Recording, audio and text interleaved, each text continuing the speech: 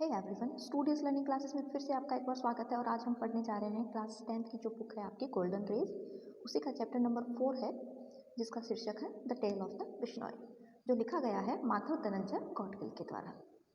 ये जो चैप्टर है इसमें बिश्नोई समुदाय के बारे में बताया गया है और बिश्नोई समुदाय की पेड़ों की रक्षा के लिए उनका जो संघर्ष था वो इस लेख में वर्णित किया गया है। तो चलिए स्टार्ट करते हैं ये चैप्टर।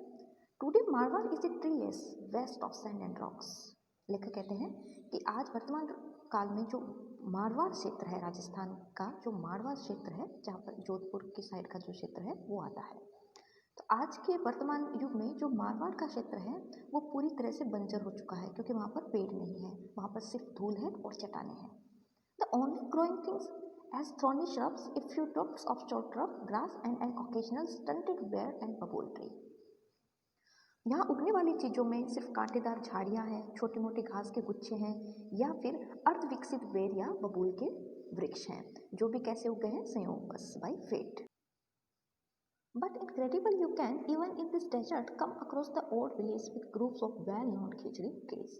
लेकिन आपको ये जानकर काफ़ी अविश्वास होगा, इनक्रेडिबल का मतलब है अविश्वसनीय, कि ये बहुत ही अविश्वसनीय जानकारी है आपके लिए, लेकिन ये सच है कि इस तरह के रेगिस्तान में भी एक ऐसा गांव है जहाँ पर जो खेजड़ी के वृक्ष हैं उनका पूरा एक कुंज बना हुआ है। कुंज का मतलब बहुत बड़ी मात्रा में, ग्रुप्स का मतलब है बहुत बड़ी मात्रा में पेड़ों का उगना। दिस कजिन ऑफ बबूल इज द कल्प वृक्ष। और ये जो खेजड़ी का वृक्ष है इसे बबूल जो पेड़ है उसका भाई माना गया है, जो कि कल्प वृक्ष के नाम से भी जाना जाता है। अब ये कल्प वृक्ष क्या है?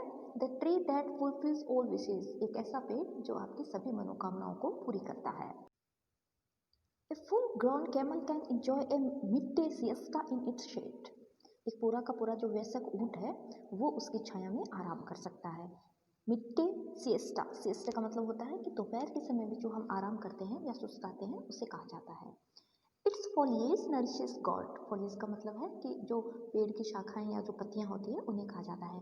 तो उस पेड़ की जो शाखाएं हैं वो पत्तियां हैं वो बकरियां हो गई, शिप्स हो गए, भेड़ें हो गई, केटल, मवेशी, ऊँट, ये सब खा सकते हैं। Its pods can be made into a delicious curry. Pods का मतलब है फली। जो उस पेड़ पे जो फली लगती है उससे बहुत ही स्वादिष्ट सब्जी बनाई जा सकती है। And its thorn guard the farmers field against mole eating animals. और उस पेड़ के जो कांटे हैं उनको जो किसान होते हैं वो अपने चारों, वो जो खेत के चारों तरफ बाउंड्री पे लगाते हैं, ताकि जो आवारा पशु होते हैं वो अंदर ना आ सके। मॉल-ईटिंग का मतलब होता है जो आवारा या उजाड़ने वाले जो पशु हैं उन्हें कहा जाता है। Once upon a time, the desert of Marwar had not yet conquered the vast territory over which it holds sway today. किसी समय में जो मारवाड़ का जो रेगिस्तान है वो इतने विशाल क्षेत्र में नहीं फैला हुआ था जितना कि आज फैला हुआ है। Even though the climate was the same as it is today. हालांकि उस वक्त भी जो वातावरण था वो यही था, मतलब आज भी उस वक्त भी वही वातावरण था जो आज है, वैसा ही शुष्क और आंधियाँ चलने वाला। The land was covered by thousand upon thousand of khejri trees. लेकिन ये जो मारवाड़ की पूरी धरती थी वो हजारों वृक्षों में, जो खेजड़ी के जो पेड़ थे उनसे ढकी रहती थी। And there was plenty of bird, ker and sangri. और वहाँ पर और भी हजारों प्रकार के पेड़ थे, जैसे सांगरी हो गई, केर हो गया, बेर हो गया, इसी तरह के और भी प्लांट्स और ट्रीज थे। These plains were home to thousand of antelopes, black buck, chinkara, nilgai and on this boundary lived the tribal peoples. और ये जो पूरी तरह की समतल जो जमीन थी वहाँ की, उस पर हजारों प्रकार के बारहसिंगा थे, काले हिरण थे, चिंकारा था, नीलगाय थी और वहाँ पर रहती थी। और इसके अलावा जो आदिवासी भील थे वो भी काफ़ी संख्या में वहाँ पर रहते थे। ट्राइबल, ट्राइबल का मतलब होता है आदिवासी। एंटेलोप, एंटेलोप्स का मतलब होता है बारहसिंगा। About 3000 years ago, hordes of cattle keepers began to pour into India from West and Central Asia। अब लेखक बता रहा है कि 3000 साल पहले की बात है। hordes of cattle keepers began to pour। hordes का मतलब होता है बड़ी संख्या में। बड़ी संख्या में ये जो जानवर चराने वाले या जो जानवर रखने वाले जो लोग थे वो इंडिया में आ गए। कहाँ से? वेस्ट एंड सेंट्रल एशिया, मतलब पश्चिमी एशिया से और मध्य एशिया से। वो कहाँ पर एंटर हो गए? इंडिया में आ गए। Some of them spread into Marwar. और कुछ लोग थे वहाँ पर जो कि मारवाड़ क्षेत्र में भी आ गए। The Bhils resisted their encroachment, but the invaders had horses and superior weapon and pretty soon। अब जो भील आदिवासी थे, जो वहाँ के लोकल लोग थे, उन लोगों ने उनका डटकर मुकाबला भी किया। लेकिन होता क्या है, इनक्रोचमेंट का मतलब होता है अतिक्रमण करना। तो उन्होंने जो अतिक्रमण किया था या जो घुस गए थे उनसे उनका उन्होंने विरोध भी किया। But the invaders had horse and superior weapons. लेकिन वो जो आक्रमणकारी थे, इन्वेडर्स का मतलब होता है आक्रमण करने वाले, तो वो जो आक्रमणकारी थे उनके पास अच्छे नस्ल के घोड़े थे और अच्छे हथियार थे। तो उन्होंने जल्दी ही उस मारवाड़ क्षेत्र पे अपना आधिपत्य कर लिया। Took care of the Bhils, और भीलों को वहाँ से भगा दिया। In any case the land appeared bundles and the Bhils retreat a little toward the Aravalli. अब इसका रिजल्ट क्या निकला? अब इसका रिजल्ट ये निकलता है कि जो भील लोग थे वो अरावली पर्वत की ओर चले गए। और क्योंकि वो जो भूमि थी वो असीमित थी, मतलब जो पूरा मारवाड़ क्षेत्र था वो काफ़ी विस्तृत था, तो वो लोग वहाँ से तो हट गए, लेकिन कहाँ पर आ गए थे वो लोग? और अरावली क्षेत्र की ओर आ गए थे। The population of Marwar was on the increase, और इस तरह से जो मारवाड़ की जो जनसंख्या थी वहाँ की वो और ज़्यादा भी बढ़ गई। But as century pass the large herds of the cattle began to affect the vegetation. लेकिन अब जैसे जैसे शताब्दियाँ बीतती गई, कुछ और साल 100 साल जब बीते, तो जो पशुओं के जो बड़े बड़े समूह थे वो क्या करते थे? वो वनस्पति को खाते थे। वेजिटेशन का मतलब होता है जो छोटे छोटे पेड़ पौधे थे उन्हें वो खाना उन्होंने स्टार्ट कर दिया। उससे क्या होता क्या है? The seedling and sapling were grazed down and had little chance to grow. तो जैसे जैसे कुछ अंकुरित पौधे होते थे या फिर कुछ छोटे पौधे होते थे वो पशुओं के द्वारा चर लिए जाते थे। Invaders and the tribal Bhils found less and less to sustain them. अब उनके बाद क्या होता है कि वो जो आक्रमणकारी आए थे और जो वहाँ के रहने वाले जो लोकल भील लोग थे वो भी अपना अस्तित्व बनाए रखने के लिए कुछ ना कुछ वहाँ से निकालने लगे। तो वहाँ पर उनका रहना भी क्या हो गया था? दूभर हो गया था। Finally, the 13th century AD saw the final conquest of the Bhils by the Rathors of Kannauj। और इस तरह क्या होता है कि लास्ट में, और जो 13वीं शताब्दी आती है जो ईसा के पश्चात का समय था उस वक्त, और जो कनौज के राठौर थे वो भीलों को फाइनली पराजित कर देते हैं और उन पर उनकी जीत हासिल हो जाती है। और जो मारवाड़ का पूरा क्षेत्र है वो किसके? राठौरों के अधीन हो जाता है। The Rajput now rule the whole of the Marwar, और मारवाड़ का पूरा क्षेत्र है उस पर राजपूत है वो स्थायी रूप से शासन करने लगते हैं। In the year 1451 AD during the reign of Rao Jodhaji. अभी लेखक बता रहे हैं कि 1451 1451 की बात है, जो कि ईसा से बाद की बात है, कि उस वक्त जो जोधपुर का जो राज्य था, जो मारवाड़ क्षेत्र उसे कहा जाता था, उस पर राव जोधा है वो शासन कर रहे थे। One of the bravest of the Rathore Kings. और ये जो राव जोधा है वो राठौरों के जितने भी राजा, उस राठौर वंश के जितने भी राजा हुए हैं उनमें सबसे ज़्यादा इन्हें महान और बहादुर माना गया है। And extraordinary child was born in the village of Pipasar. तभी क्या होता है कि उन्हीं के शासनकाल में, और जो पिपासर नाम का एक गांव है जो मारवाड़ क्षेत्र के अंतर्गत आता है, वहाँ पर एक एक्स्ट्राऑर्डिनरी का मतलब यहाँ पर होगा असाधारण, एक असाधारण बच्चे ने जन्म लिया। His father was the headman Thakur Lohar and his mother was Hamsa Devi. अब उनके जो पिताजी थे वो तो सरदार ठाकुर लोहर थे और उनकी माता का नाम था Hansa Devi. The boy was called Jambaji, और लड़के को किस नाम से पुकारा गया? जम्बाजी के नाम से पुकारा गया। As a little boy he was given the task of looking after his father's large herd of cattle and sheep. अब जब वो बच्चा छोटा सा ही था तभी से उन्हें और उसके पिताजी के जितने भी मवेशी थे घर पर उन सबको चराने का काम उसे बच्चे को दिया गया, और उसकी देखभाल करने का काम भी उस बच्चे का ही था। It was great fun to take the animal out grazing. अब उस बच्चे को बहुत अच्छा लगता था जब वो उन जानवरों को और चराने के लिए बाहर लेके जाता था। Lie in the shade of a khejri tree, वो क्या करता था? जानवर चरते रहते थे और वो है वो उस केजड़ी के वृक्ष के नीचे सो जाता था। And watch the hearts of black bug, और लेटे लेटे क्या करता था? काले हिरणों के जो झुंड है उन्हें वो देखता रहता था। Jambaji was fascinated by the light grace of this handsome antelope.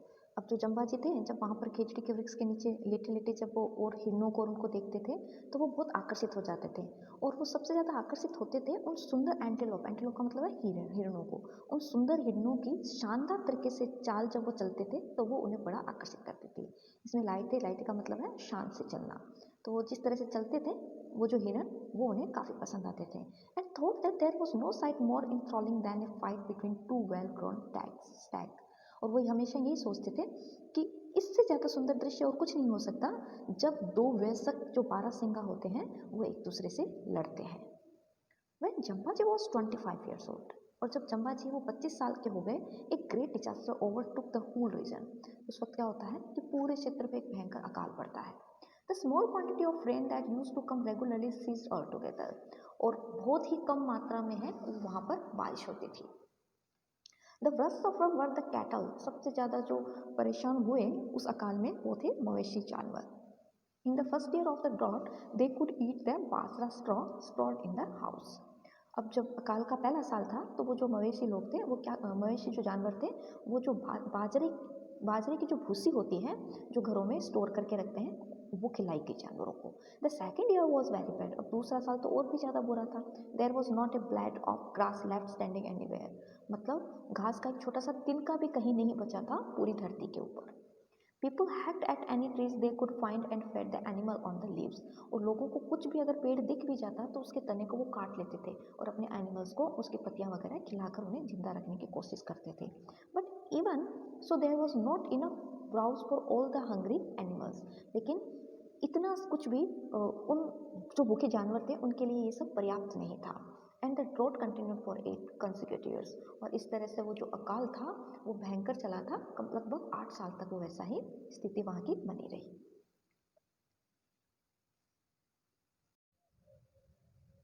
They hunted every one of the starving black bugs and finally they abandoned all hope and migrated in masses.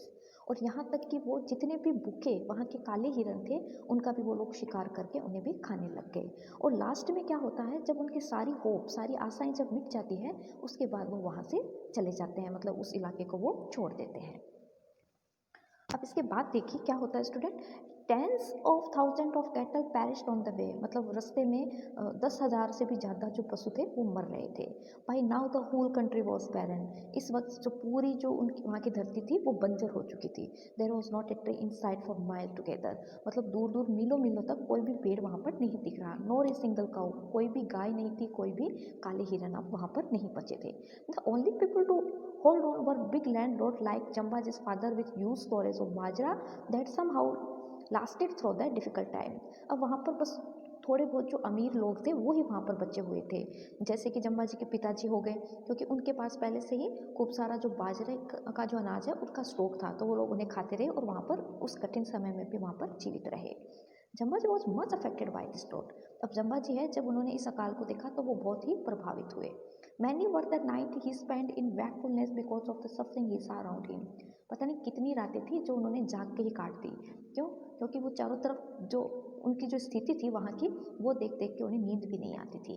They dying cattle, the starving children, they haunted him day and night, और दिन रात उन्हें वो जो भूखे जो cattle थे, जो मर रहे थे कैटल, जो भूखे बच्चे थे, उन्हें देख देख के और वो बहुत परेशान हो रहे थे दिन रात। And finally at the age of 34 he had a vision, और जब वो 34 साल के हुए तब उनकी अंतरात्मा जाग गई। ही सा man intoxicated with his own power destroying the world around him. उन्होंने देखा कि जो आदमी है वो अपनी शक्ति की बल के ऊपर और इस दुनिया को ख़त्म करने पर लगा हुआ है।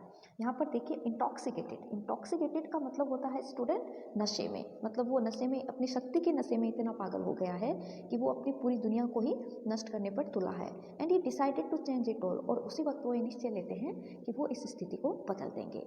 If life was to flourish again in this desolate land, Jambaji so that man would have to live in different way and according to different tenets and belief. यदि जीवन को इस शून्य भूमि पर ही फलना और फूलना है तो जम्बा जी ने ये देखा कि मनुष्य को अलग अलग तरीकों से और अलग अलग सिद्धांतों और विश्वास या फिर धर्म के अनुसार ही वहाँ पर रहना पड़ेगा। Jambaji wanted the earth to be covered once again by an abundance of खेजड़ी, बेर, केर एंड सांगरी ट्री। जम्बाजी ये चाहते थे कि उनकी वहाँ की जो धरती है वो वापस कवर हो जाए, किससे? खेजड़ी के वृक्ष से, बेर के वृक्ष से, केर के वृक्ष से और सांगरी के पेड़ से।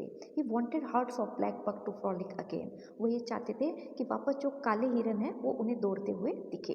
फ्रॉलिक का मतलब होता है स्टूडेंट प्रसन्नता के साथ खेलना, मतलब वो ये चाहते थे कि जो काले हिरन है वो वापस उस वन में या इस जंगल में वो प्रसन्नता के साथ खेले। And he wanted man to work for this, और वो ये चाहते थे कि जो जितने भी लोग हैं वो उनकी हेल्प करें।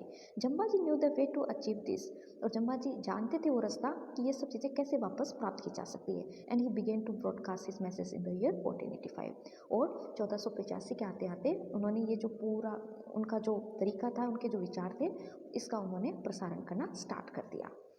His message include 29 basic tenets. अब उनके जो विचार थे वो 29 उनके आधारभूत सिद्धांत थे। 29 का मतलब 29 उनकी शिक्षाएं थी, उनके टेनेट्स थे, उनके सिद्धांत थे। Its two major commandments were a prohibition against the cutting down of any green tree और the killing of any animals. और उनके जो दो मुख्य सिद्धांत थे वो एक तो ये था कि कोई भी हरे जो पेड़ है उन्हें नहीं काटेगा और दूसरा कोई भी जानवर को नहीं मारेगा। Jambaji's message of humanity and respect for all living things was eagerly accepted. अब चंबाजी के ये जो विचार थे वो जल्दी ही लोगों के द्वारा ग्रहण कर लिए गए। और विचार कैसे थे? Living things was eagerly accepted, मतलब बड़ी उत्सुकता के साथ लोगों ने उनके इन विचारों का स्वागत किया।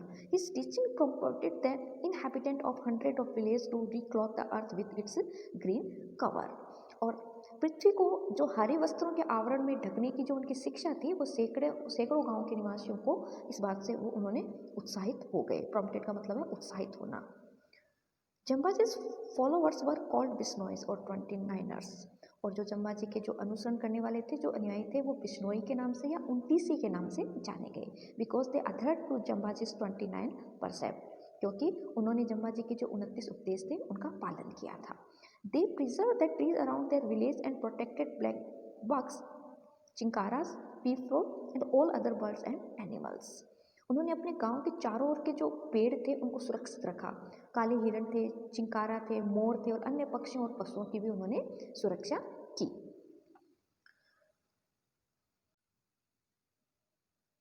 Gradually their territory became covered by trees. और इस तरह क्या होता है कि धीरे धीरे उनका जो पूरा क्षेत्र है वो हरियाली से भर जाता है। And Bishnois became a prosperous people. और जो बिश्नोई थे वो वापस से काफ़ी समृद्ध लोग बन जाते हैं। But outside their territory all continued as before. लेकिन उनके क्षेत्र के बाहर की जो स्थिति थी वो आज भी वैसे ही थी। The land was still being stripped of its green cover and the desert was spreading. भूमि पर अब भी जो उनकी जो हरी पट्टी थी वो एकदम पूरी तरह हट गई थी, मतलब भूमि है वो एकदम वीरान हो गई थी, बंजर हो गई थी। और चारों तरफ क्या फैला हुआ था? रेगिस्तान फैला हुआ था। The 19th descendant of Jambaji's contemporary Rao Jodaji now to occupy the throne of Jodhpur। अब क्या है, जम्बाजी के समकालीन ही राव जोधाजी का जो नवा वंशज था वो जोधपुर की राजगद्दी पर अब बैठता है। मतलब जो जम्बाजी थे उनकी स्टोरी खत्म हो गई है। अब उनके बाद जो जम्बाजी के समय में कौन थे? राव जोधाजी थे। लेकिन अब कौन है वर्तमान काल में? राव जोधाजी के नवे जो वंशज हैं वो राजगद्दी पर बैठ गए हैं। और राइटर अब जब आगे जो स्टोरी सुनाएंगे वो इन्हीं की सुनाएंगे। तो होता क्या है, in the 6th year of his reign in 1730 this Maharaja Abhay Singh decided to construct a palace for himself, a beautiful palace made of the famous red sandstone of Jodhpur. अब अपने शासन का जब उनका 6वां वर्ष था, जब बात थी 1730 की बात है ये, महाराजा अभय सिंह थे वो अपने लिए एक महल बनवाना चाहते थे, या उन्होंने अपने महल बनवाने का एक निश्चय किया। जोधपुर के जो प्रसिद्ध लाल पत्थर थे उनसे वो एक सुंदर महल बनवाना चाहते थे। This would need a lot of lime. Limestone is of course quite abundant in this state, but it had to be cured and the lime kilns would need a lot of fuel. अब इस पूरे महल को बनाने के लिए जो चूने के पत्थर की बहुत ज़्यादा आवश्यकता थी, और जो चूने का पत्थर था वो बिना किसी संदेह है कि उसी क्षेत्र में काफ़ी मात्रा में था, क्योंकि इसे पकाना भी पड़ता था और चूने के भट्टों के लिए बहुत अधिक मात्रा में फिर ईंधन की आवश्यकता भी पड़ती थी।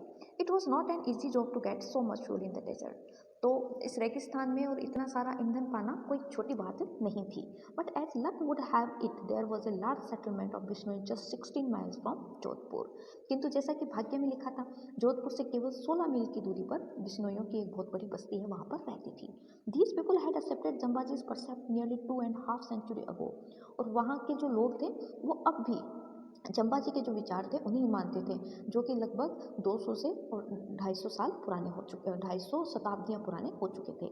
Had nurse hundreds of khejri trees near their village. और वो अभी भी सैकड़ों की संख्या में जो खेजड़ी जो वृक्ष थे वो उस गांव में लगे हुए थे।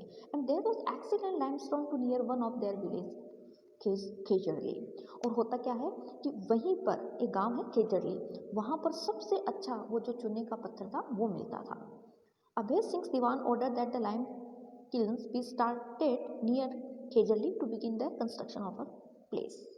तो होता क्या है कि वो जो अभय सिंह के दीवान थे वो आदेश दे देते हैं वहाँ के नौकरों को कि कैसे भी करके ये जो खेजड़ली गांव के आसपास जितना भी लाइमस्टोन है उसकी खुदाई शुरू कर दो और जल्दी से जल्दी जो महल है वो बनना शुरू हो जाए।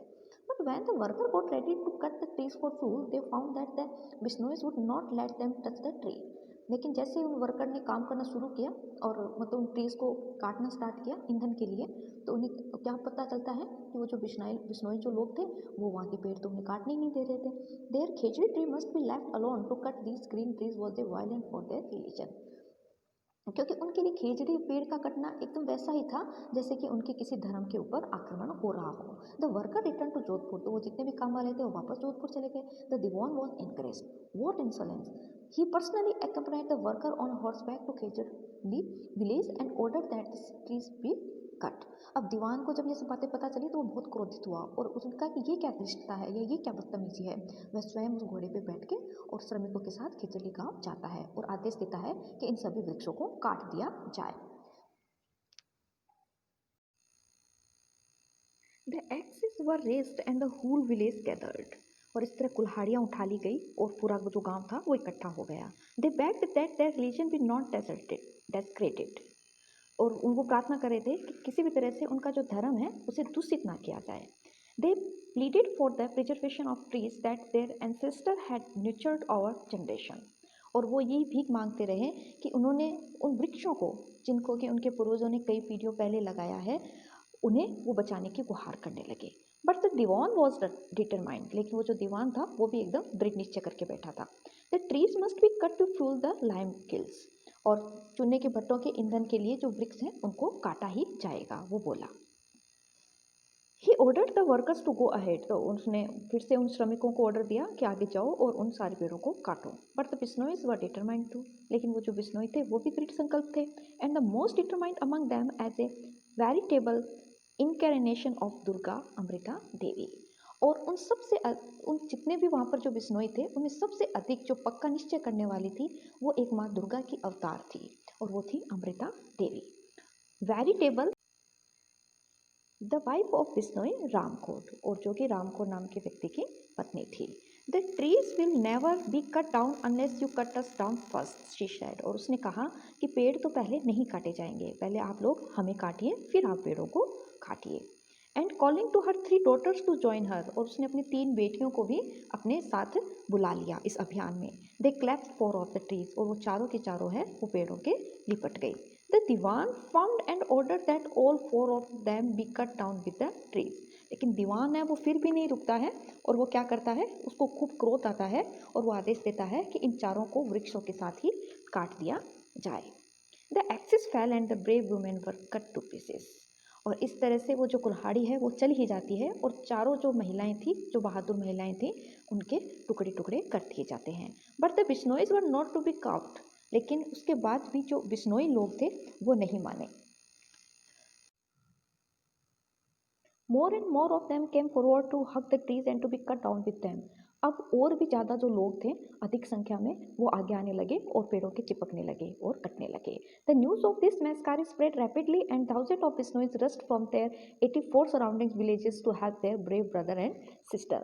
और उसके बाद क्या होता है कि ये जो नरसंहार का समाचार था वो तेजी से चारों तरफ फैल जाता है और आसपास के जितने भी 84 गांवों से हजारों बिश्नोई अपने बहादुर भाई और बहनों की सहायता के लिए और वहां तेजी से आ जाते हैं. All together 363 Bishnoi sacrifice their lives to guard their sacred heritage. और अपनी पवित्र विरासत की रक्षा के लिए कुल 363 बिश्नोइयों ने अपने जीवन का बलिदान उस वक्त कर दिया था. The Maharaja's man who had never imagined that things could come to such a pass were now truly frightened. अब वो जो राजा के वो जो आदमी थे उन्होंने कभी नहीं सोचा था कि बात है वो इतनी बिगड़ जाएगी, तो वो बुरी तरह से डर गए. They rushed back to Jodhpur to report happening to Abhay Singh. और वो जल्दी से जोधपुर गए और सारी जितना भी समाचार था वो अभय सिंह को बताया. Abhay Singh saw clearly that the might which had successfully challenged the power of Aurangzeb could do nothing in the face of such moral courage. Abhay Singh है वो अच्छे से ये बात जान गए थे कि जिस पावर ने औरंगजेब के सामने बिल्कुल भी घुटने नहीं टेके, औरंगजेब के सारे जितने भी चैलेंज थे उन्होंने उनको स्वीकार किया था, लेकिन इन लोगों के जो नैतिक उनका जो साहस था उनके आगे वो जो महाराजा का जो साहस था वो भी हार गया था. He personally rode to Khejarli to mend matters. और वो क्या करता है, वो स्वयं है वो उस खेजड़ली गांव जाते हैं ताकि ये जो पूरा मामला है वो समझ सके.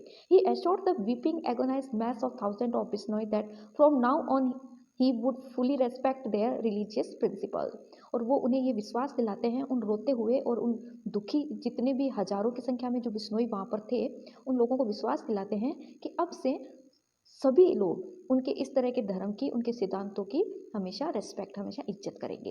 एक copper plate inscribe with this promise was presented to the Bishnoi, और उसके बाद उनकी ये जो बात थी, उनका जो ये वादा था, वो एक कॉपर प्लेट, एक तांबे की एक प्लेट पर ये सब चीज़ें लिखी गई और उन्हें वो बिश्नोई को दिया गया, ताकि उन्हें आश्वस्त करवाया जाए कि आज के बाद उनके साथ कभी ऐसा नहीं होगा। Henceforth the inscription said no green tree would ever be cut near Bisnoy village, nor would any animals be hunted in their vicinity.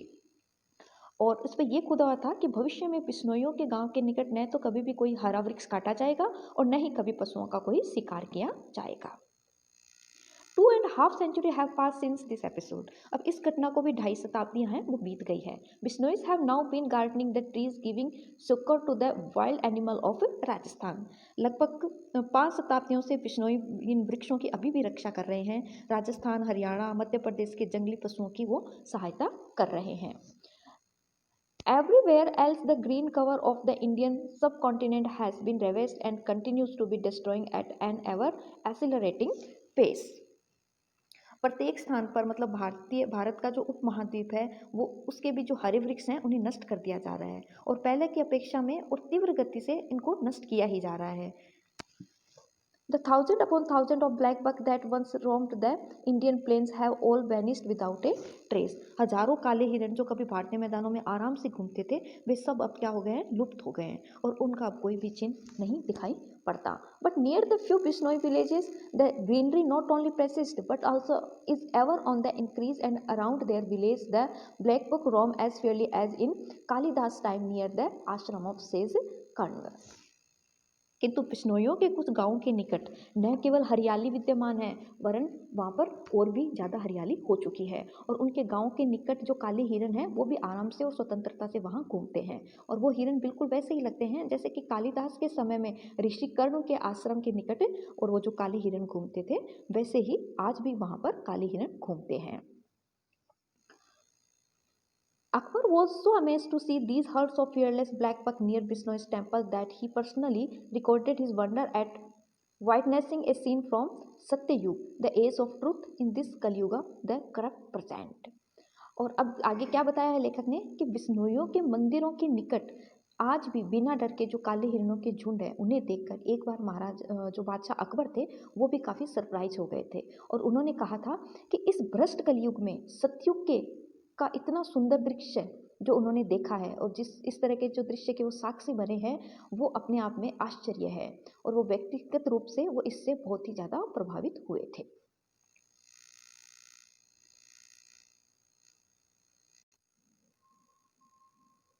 The sight is even more astonishing for us today than it was for the Emperor Akbar 4 century ago. और 4 शताब्दियों पहले महाराजा या बादशाह अकबर के लिए जो दृश्य इतना ज़्यादा सरप्राइजफुल था, इतना ज़्यादा आश्चर्यजनक था, वो दृश्य सोचो आज हमारे लिए तो और भी अधिक आश्चर्यजनक वाला होगा। For the Bishnois continue to hold on to their magnificent obeisance to this day, क्योंकि आज भी जो बिश्नोई लोग हैं वो अपने शानदार समाह और धुन को इसी तरह से मानते रहे हैं। At the village Khejali, where the Bishnois pass the supreme test of fire, there is one ancient Khejali tree which escaped that massacre. Khejarli गांव में जहाँ बहुत ही कठिन लोग हैं, मतलब बहुत ही कठिन परीक्षा से वहाँ के जो लोग थे वो सफल हुए थे, वहाँ पर एक प्राचीन खेजड़ी का वृक्ष था जो संहार से बच गया था, मतलब जिसे काटा नहीं गया था। 2 years ago the Bishnois planted 363 more trees around in its memory of their 363 martyrs. अब होता क्या है कि 2 वर्ष पहले बिश्नोइयों ने अपने 363 शहीदों की स्मृति में इस वृक्ष के चारों ओर 363 और पेड़ भी लगा दिए। And these trees being nurtured with love as they are growing fast. और उन सभी पेड़ों को प्रेम से उनका पोषण किया गया, अतः वो क्या हुआ, बहुत जल्दी जल्दी वो बढ़े। Every year there is a religious fair in this spot 5 days before the full moon in the month of भाद्रपद। अब भाद्रपद के महीने में जब पूरी पूर्णिमा से 5 दिन पहले इस स्थान पर हर साल एक धार्मिक मेला जरूर लगता है। It is an occasion which every tree lover of Indian should witness at least one in his life time. ये एक ऐसा अवसर है जब भारत के प्रत्येक वृक्ष प्रेमी को अपने जीवन में कम से कम एक बार तो वहाँ जाना चाहिए और इस मेले को देखना चाहिए। तो ये एक बहुत ही सुंदर सा एक लेख लिखा गया है माधव गौडगिल के द्वारा। अगर आपको भी ये ऐसे पसंद आया हो तो प्लीज़ इसे लाइक कीजिए, शेयर कीजिए और सब्सक्राइब कीजिए। Thank you so much.